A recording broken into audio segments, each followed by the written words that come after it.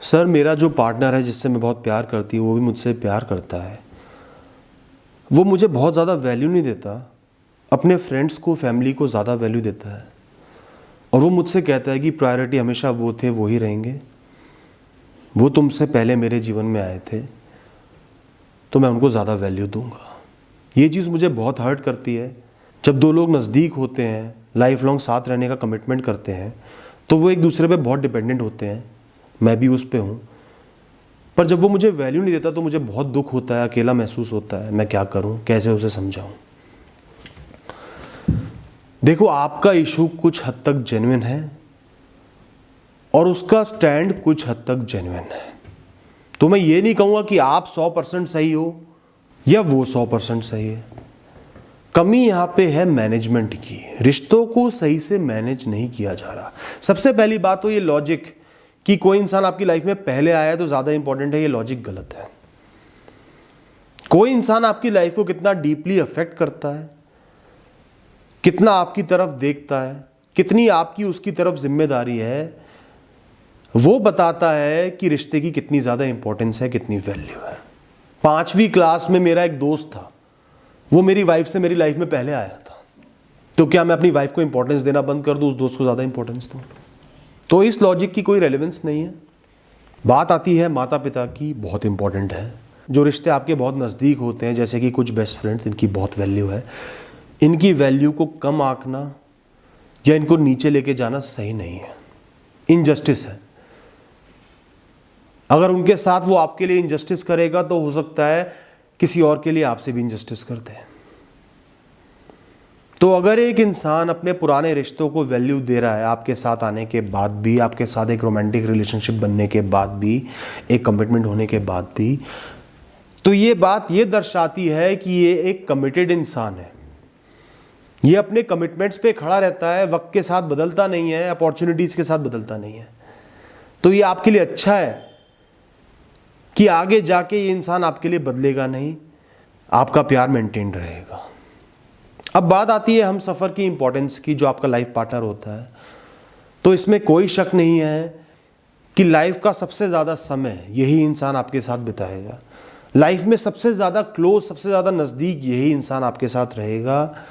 आप एक दूसरे के साथ बहुत ज़्यादा जुड़े रहोगे। सिर्फ सेक्सुअल इंटीमेसी ही नहीं होती, इमोशनल इंटीमेसी भी होती है। एक दूसरे पे बहुत ज़्यादा डिपेंडेंस, एक दूसरे का साथ निभाना भी होता है। तो ये रिश्ता जेन्युइनली बहुत इंपॉर्टेंट है। इसकी एक अलग ही लेवल की वैल्यू है और होनी चाहिए। क्योंकि जब एक इंसान आपसे इतना नज़दीक है तो वो कुछ एक्सपेक्टेशंस तो रखेगा ही ना। जब उसने पूरी दुनिया को थोड़ा सा दूर कर दिया आपसे नज़दीक आने के लिए, आपको सुपीरियर पोजीशन दे दी, तुम मेरे लिए सबसे इंपॉर्टेंट हो, तो वो भी थोड़ा सा वीआईपी ट्रीटमेंट एक्सपेक्ट करेगा। मैं ये नहीं कह रहा कि उसके लिए आप अपने रिश्तों को छोड़ दो, लेकिन उसको भी प्रेफरेंस देनी पड़ेगी, उसकी ज़रूरतों को, इमोशनल नीड्स को, उसको भी टाइम देना पड़ेगा। अगर आपने यही कर लिया है कि चलो इस इंसान से रिश्ता तो जुड़ ही गया है, अब दोस्तों में बिजी हो जाता हूँ, ये तो मेरा हो ही गया है, तो दोस्तों आज की डेट में इतनी केयरलेसनेस रिश्तों में नहीं चलती। फिर वो इंसान आपसे दूर होते चले जाएगा और एक दिन अलग हो जाएगा। फिर आप सोचोगे कि मैंने क्या गलती करी। उस इंसान को आपने जोड़े रहने के लिए एफर्ट्स डालने हैं। ये अज्यूम नहीं करना है कि आज रिश्ता बन गया है तो जीवन भर के लिए वो मेरे पीछे लग गया है, उसको मैंने बांध दिया है, पिंजरे में कैद कर दिया है। ये सोच नहीं चलती, ना काम करती। आपको पूरी लाइफ कंसिस्टेंटली एफर्ट्स डालने होंगे, उनको खुश रखना होगा, उनकी इमोशनल नीड्स को पूरा करना होगा, उनको अकेला महसूस ना हो, थोड़ी प्रायोरिटी देनी पड़ेगी। ये नहीं कि शाम को ऑफिस से आए, आते ही दोस्तों के पास चले गए, वो इंसान घर में बैठा हुआ है, अगले दिन फिर से आए, फिर से दोस्तों के साथ चले गए, फिर रिश्तेदारों के साथ चले गए।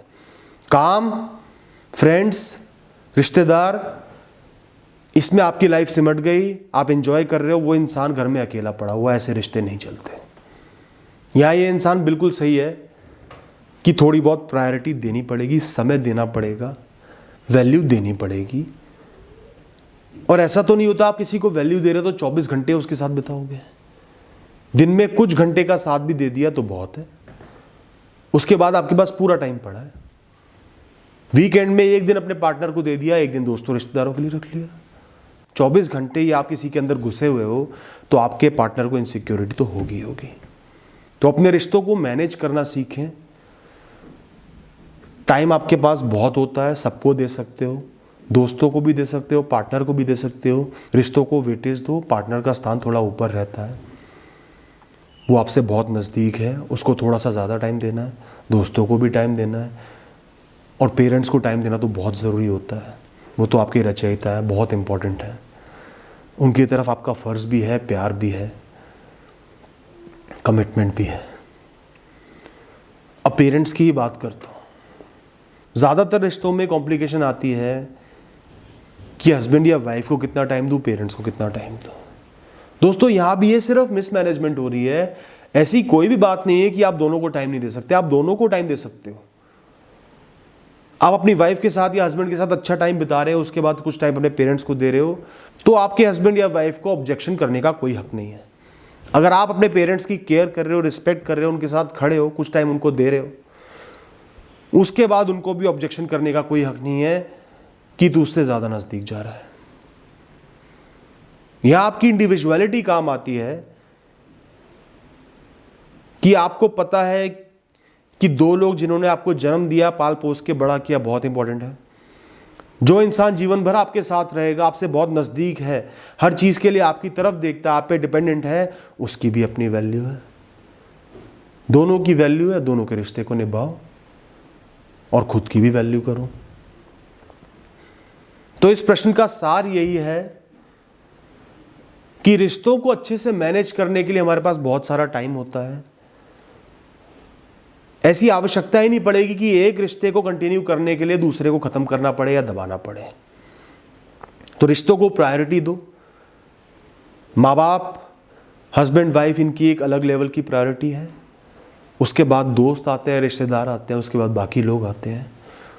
तो प्रायोरिटी के हिसाब से थोड़ा एक्स्ट्रा टाइम दो और बाकियों को भी अपनी तरफ से टाइम दो। उनके साथ खड़े रहो, उनके लिए अवेलेबल रहो।